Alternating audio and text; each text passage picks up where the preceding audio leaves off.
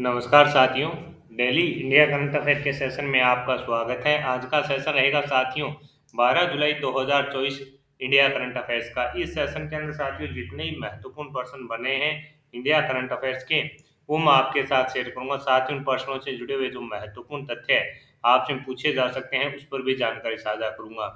आपकी सुविधा के लिए इन्फ्यूजन नोट्स के टेलीग्राम, व्हाट्सएप और साथियों ऐप पर आपको इस सेशन की पीडीएफ है जो मिल जाएगी, जो आपके लिए बिल्कुल निःशुल्क रहेगी। ऐप को जरूर इंस्टॉल कीजिए। वहां पर इन्फ्यूजन नोट्स की टीम आपको ई नोट्स के अंदर है जो इन्फ्यूजन नोट्स के जो हैंड रिटन नोट्स हैं उनकी सुविधा दे रही है। तो आज के सेशन की शुरुआत करेंगे साथियों। पहला क्वेश्चन आपसे पूछा है, जैविक उत्पादों के लिए भारत और किस देश के बीच समझौता हुआ है? तो आंसर हो जाएगा ताइवान। जैविक उत्पादों के लिए भारत और किस देश के बीच समझौता हुआ? तो आंसर हो जाएगा ताइवान और भारत के बीच है जो साथियों जैविक उत्पादों के लिए समझौता हुआ है। जैविक उत्पादों के लिए भारत ताइवान पारस्परिक मान्यता समझौता 8 जुलाई 2024 से लागू हो गया है। इसकी घोषणा नई दिल्ली में आयोजित भारतीय और ताइवान की जो व्यापार बैठक पर 9वें कार्य समूह में की गई। इस ऐतिहासिक समझौते से दोनों देशों के बीच जैविक उत्पादों के व्यापार को बढ़ावा मिलने की संभावना है। तो इम्पोर्टेंट रहेगा कि हाल ही के अंदर भारत ने किस देश के साथ जैविक उत्पादों के लिए समझौता किया है? तो आंसर हो जाएगा ताइवान और 8 जुलाई 2024 से साथियों ये लागू हो चुका है। इसकी घोषणा है जो नई दिल्ली में आयोजित भारत और ताइवान की जो व्यापार बैठक पर 9वें कार्य समूह में की गई थी, यानी 9वें क्रम की जो बैठक थी साथियों उसके अंदर इसकी घोषणा है जो की जा चुकी है। तो इम्पोर्टेंट है रहेगा। आगे बात करेंगे साथियों अगले क्वेश्चन की। अगला क्वेश्चन आपसे पूछा है कि भारत और यूएई के बीच रक्षा सहयोग समिति की बैठक कहाँ हुई? तो आंसर हो जाएगा अबू धाबी के अंदर हुई है। कहाँ पर हुई है? अबू धाबी में है जो साथियों भारत और यूएई के बीच रक्षा सहयोग समिति की बैठक हुई है। भारत और संयुक्त अरब अमीरात के बीच संयुक्त रक्षा सहयोग समिति की 12वीं बैठक 9 जुलाई 2024 को साथियों अबू धाबी में आयोजित की गई। इस बैठक के दौरान दोनों पक्षों ने दोनों देशों के बीच रक्षा एवं सुरक्षा सहयोग को और विस्तृत करने के लिए सहभागिता के व्यापक अवसरों पर चर्चा की। तो इम्पोर्टेंट रहेगा कि भारत और यूएई के बीच रक्षा सहयोग समिति की बैठक कहाँ हुई? तो आंसर हो जाएगा अबू धाबी के अंदर हुई है। और कब हुई साथियों? 9 जुलाई को। कई बार साथियों जो डीप है क्वेश्चन बनता है वो पूछ लेता है कि हाल ही के अंदर भारत और यूएई के बीच जो रक्षा सहयोग समिति की बैठक हुई थी वो कब हुई थी? आपको ये भी याद रखना है 9 जुलाई को है जो साथियों इसका आयोजन किया गया। इसके अंदर हुआ क्या कि दोनों देशों ने रक्षा एवं सुरक्षा सहयोग पर विस्तृत करने के लिए सहभागिता के व्यापक अवसरों पर है जो चर्चा की है। तो ये इम्पोर्टेंट रहेगा। भारत और रूस ने वर्ष 2030 तक व्यापार को कितने अरब डॉलर पर पहुंचाने का लक्ष्य रखा है? तो आंसर हो जाएगा 100 अरब डॉलर है। आपसे पूछा कि भारत और रूस ने वर्ष 2030 तक व्यापार को कितने अरब डॉलर पर पहुंचाने का लक्ष्य रखा है? तो आंसर हो जाएगा 100 अरब डॉलर का रखा है। भारत और रूस 2030 तक व्यापार लक्ष्य 100 अरब डॉलर निर्धारित करने पर सहमत हुए हैं। भारत और रूस 2030 तक व्यापार लक्ष्य 100 अरब डॉलर करने पर सहमत हो गए हैं। दोनों देशों ने विभिन्न क्षेत्रों में सहयोग के लिए 9 समझौते पर हस्ताक्षर किए हैं। यानी साथियों अभी हाल ही के अंदर आपको ये पता है कि भारतीय प्रधानमंत्री पीएम मोदी जी है जो रूस की यात्रा पर गए हुए थे। उनको वहां पर साथियों जो रूस का सर्वोच्च सम्मान होता है उससे सम्मानित किया गया था। और वहां पर साथियों 9 दोनों देशों के बीच हैं जो 9 समझौते हुए हैं। इसके अंदर साथियों ये भी लक्ष्य रखा गया है कि 2030 तक दोनों देशों का जो व्यापार का लक्ष्य है साथियों वो 2030 तक 100 अरब डॉलर का रखा गया है। तो ये इम्पोर्टेंट रहेगा कि 2030 तक भारत और रूस के बीच कितने डॉलर तक जो व्यापार है उसका लक्ष्य रखा गया है? तो 100 अरब डॉलर का रखा गया है। और हाल ही के अंदर जो साथियों यात्रा पर गए हुए हैं उसके अंदर है जो 9 समझौते हुए हैं दोनों देशों के बीच, ये भी अपने को याद रखना है। आगे बात करेंगे अगले क्वेश्चन की साथियों। अगला क्वेश्चन आपसे पूछा है, News Broadcasters and Digital Association का अध्यक्ष किसे चुना गया है? तो आंसर हो जाएगा रजत शर्मा को चुना गया है। News Broadcasters and Digital Association का अध्यक्ष किसे चुना गया? आंसर हो जाएगा रजत शर्मा को। इंडिया टीवी के चेयरमैन एवं editor in chief Rajat Sharma को न्यूज चैनल की सबसे बड़ी संस्था news broadcasters and Digital Association का अध्यक्ष चुना गया है। इस महत्वपूर्ण निर्णय की घोषणा 9 जुलाई 2024 को बीडीए की बैठक में की गई है। तो इम्पोर्टेंट रहेगा कि News Broadcasters and Digital Association का अध्यक्ष किसने चुना गया है साथियों? रजत शर्मा जी को, जिनका साथियों वो आपकी अदालतों वाला शो आता है, ये वही है रजत शर्मा, इनको साथियों बनाया गया है। किसका अध्यक्ष? News broadcasters and Digital Association का अध्यक्ष इन्हें चुना गया है। ये अपने को याद रखना है, इंपॉर्टेंट रहेगा। अगला क्वेश्चन आपसे पूछा है साथियों की वीरांगना दुर्गावती टाइगर रिजर्व खबरों में रहा, यह किस राज्य में स्थित है? तो आंसर हो जाएगा साथियों, ये कहां पर है? मध्य प्रदेश के अंदर स्थित है। मध्य प्रदेश सरकार ने बाघों के कथित अवैध शिकार और नौ स्थापित वीरांगना दुर्गावती टाइगर रिजर्व में अनियमितताओं की जांच शुरू कर दी है। ये मध्य प्रदेश के सागर, दमोह और नरसिंहपुर जिले में फैला हुआ है। ये मध्य प्रदेश का 7वां बाघ अभ्यारण्य है। तो इंपॉर्टेंट रहेगा कि हाल ही के अंदर वीरांगना दुर्गावती टाइगर रिजर्व है जो खबरों में था रहा, ये किस राज्य में स्थित है? तो आपका आंसर हो जाएगा ये मध्य प्रदेश के अंदर स्थित है। इंपॉर्टेंट साथियों रहेगा, पूछा जा सकता है। इस प्रकार का क्वेश्चन जो साथियों यूनिक क्वेश्चन होते हैं कई बार, वो एग्जामिनर है जो एग्जाम में पूछे लेता है, तो ये भी अपने को ध्यान में रखना है, आपसे पूछा जा सकता है।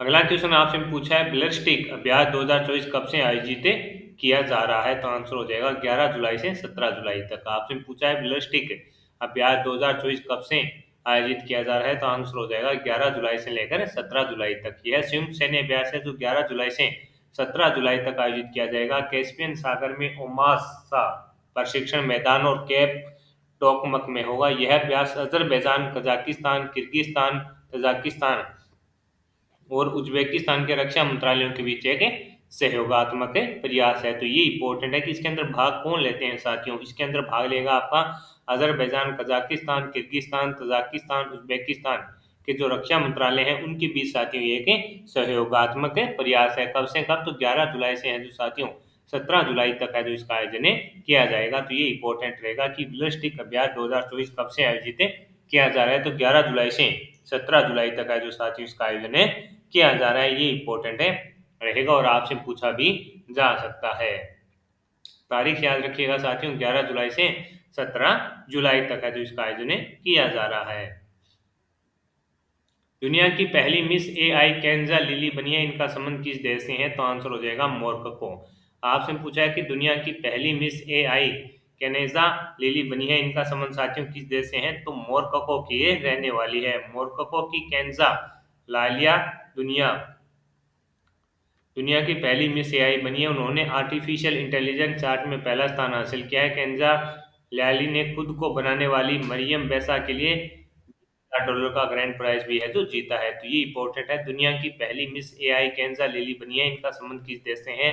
तो आंसर हो जाएगा साथियों मोरक्को। यानी आर्टिफिशियल इंटेलिजेंस से संबंधित अगर कोई भी करंट अफेयर्स का क्वेश्चन बनता है तो वो इम्पोर्टेंट रहता है। ये क्वेश्चन भी साथियों इंपॉर्टेंट रहेगा और आपसे पूछा भी जा सकता है। तो इम्पोर्टेंट रहने वाले फैक्ट्स हैं, सीधे के सीधे आपसे पूछे जा सकते हैं। आगे बढ़ेंगे साथियों, अगले क्वेश्चन पर बात करेंगे। अगला क्वेश्चन आपने पूछा कि हाल ही में किसे क्षय रोग उन्मूलन कार्य के लिए प्रमुख सलाहकार नियुक्त किया गया है? आंसर हो जाएगा सौम्या स्वामीनाथन को। आपसे पूछा गया है कि हाल ही में किसे क्षय रोग उन्मूलन कार्य के लिए प्रमुख सलाहकार नियुक्त किया गया है? सौम्या स्वामीनाथन। प्रोफेसर डॉक्टर सौम्या स्वामीनाथन को जो साथियों स्वास्थ्य और परिवार कल्याण मंत्रालय में प्रमुख सलाहकार नियुक्त किया गया है। उन्हें जन कल्याण के आधार पर राष्ट्रीय क्षय रोग उन्मूलन कार्यक्रम की जिम्मेदारी सौंपी गई है। तो इम्पोर्टेंट रहेगा कि हाल ही में किसे क्षय रोग उन्मूलन कार्यक्रम के लिए प्रमुख सलाहकार नियुक्त किया गया है? आंसर हो जाएगा सौम्या स्वामीनाथन को जो नियुक्त किया गया है। इंपॉर्टेंट साथियों ये क्वेश्चन रहेगा और आपसे पूछा भी जाएगा। अगला क्वेश्चन आपसे पूछा है कि एआई द्वारा संचालित स्वास्थ्य बीमा उत्पाद एलिवेट है जो किसने लॉन्च किया? तो आंसर हो जाएगा आईसीआईसी लोम्बार्ड ने। किसने किया है? आईसीआईसी लोम्बार्ड के द्वारा है जो साथियों एआई द्वारा संचालित स्वास्थ्य बीमा उत्पाद को लॉन्च किया गया है। उसका नाम क्या है? एलिवेंट है। ये साथियों इसके अंदर एक एआई द्वारा संचालित एक ऐप भूतपूर्व स्वास्थ्य बीमा उत्पाद एलिवेंट लॉन्च किया गया है। यह असीमित कवरेज, विकल्प, वित्तीय सुरक्षा और अनुकूलित व्यक्तिगत योजनाएं हैं जो प्रदान करता है। तो ये इंपॉर्टेंट रहेगा और आपसे पूछा भी जा सकता है। अगला क्वेश्चन आपसे पूछा है कि 10वां ब्रिक्स संसदीय मंच कहां पर प्रारंभ होगा? तो आंसर है साथियों हो चुका है सेंट पीटर्सबर्ग में। आपसे पूछा है कि 10वां ब्रिक्स संसदीय मंच कहां प्रारंभ होगा? तो आंसर है सेंट पीट्सबर्ग के अंदर साथियों ये प्रारंभ हो चुका है। 11 से 12 जुलाई को रूस में ब्रिक्स संसदीय मंच में भारतीय संसदीय शिष्टमंडल का नेतृत्व करेंगे लोकसभा अध्यक्ष। आगामी 11 से 12 जुलाई को लोकसभा अध्यक्ष ओम बिरला रूस के सेंट पीटर्सबर्ग में 10वें ब्रिक्स संसदीय मंच में है जो भारतीय संसद शिष्टमंडल का नेतृत्व करने जा रहे हैं। तो इम्पोर्टेंट साथियों रहेगा और आपसे सीधा का सीधा पूछा जा सकता है कि 10वां ब्रिक्स संसदीय मंच कहां पर हुआ, तो आंसर हो जाएगा सेंट पीटर्सबर्ग रूस के अंदर है जो साथियों इसका आयोजन किया गया था। लेसेंट के बहुशहरीय अध्ययन के अनुसार वायु प्रदूषण के कारण सबसे ज्यादा मृत्यु कहाँ हुई है, तो साथियों एक रिपोर्ट है लेसेंट की, उसके अंदर बहुत सारे शहरों को लिया जाता है साथियों। उसके अनुसार ये बताया गया है कि वायु प्रदूषण के कारण सबसे ज्यादा जो मृत्यु है साथियों वो दिल्ली में हुई है। ये आंकड़े जो इस रिपोर्ट में है वो 2008 से लेकर 2019 तक के आंकड़े जारी किए गए हैं। प्रथम स्थान पर तो है दिल्ली साथियों, प्रथम स्थान पर है दिल्ली, दूसरे स्थान पर है साथियों आपका उत्तर प्रदेश का वाराणसी शहर। ये दोनों शहर हैं जो साथियों भारत के अंदर है जो शीर्ष स्थान पर है जहां पर वायु प्रदूषण के कारण है जो सबसे ज्यादा मृत्यु हुई है।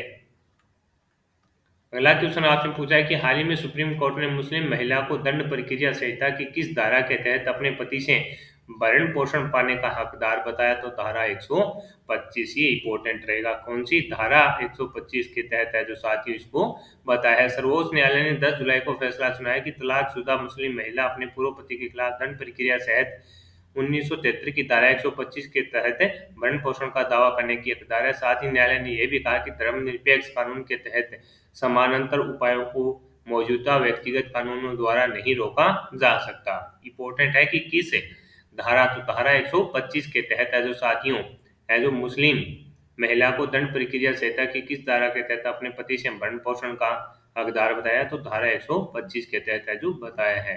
तो आज के सेशन के अंदर साथियों जितने ही महत्वपूर्ण क्वेश्चन बन रहे थे वो मैंने आपके साथ शेयर कर दिए हैं। साथ ही उन प्रश्नों से जुड़े हुए जो महत्वपूर्ण तथ्य आपसे पूछे जा सकते हैं उसकी भी जानकारी साझा कर दी है।